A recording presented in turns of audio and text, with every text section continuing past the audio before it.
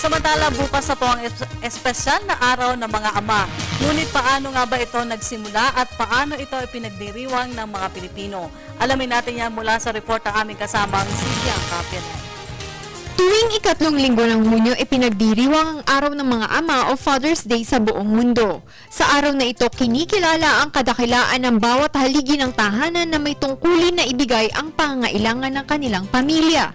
Nagsimula ang tradisyong ito sa Amerika sa bisa ng proklamasyon ni US President Richard Nixon noong 1972.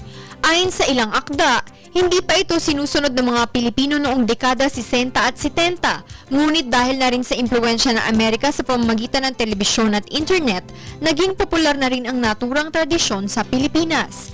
Sinasabing hindi ganun kasentimental ang pagdiriwang ng Father's Day kumpara sa Mother's Day tuwing ikalawang linggo ng Mayo. Pero ito umano ang pangalawa sa pinakamahalagang araw ng pagkilala sa mga ama bukod sa kanilang kaarawan. Pero paano nga ba ito ginugunita ng mga Pinoy? Siyempre masaya. Nakatanggap ka ng love, pinakikita sa'yo. Ng mga bata, ng misis mo. See to it na nakatapos sa mga anak ng kanilang college so that they can go on their own, later on, raise their own family. Ikot-ikot lang po, kami kasama ng pamilya. May pasok po kasi ako nun, so pagdating na ng out ko, mga bandang hapon. So siguro magkakainan kami, salo-salo. Lalabas na kami pamilya. Mag-anak. Ano po ba ang isang characteristics ng isang mabuti?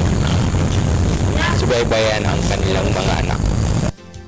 Maswerte ang pagkakaroon ng responsable at maaasahang sandalan ng pamilya dahil ang ama at ina higit sa lahat ang huhubog sa mga susunod na miyembro ng lipunan.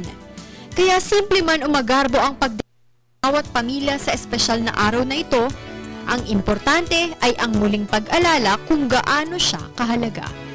Para sa Telebisyon ng Bayan, Bianca Piedad.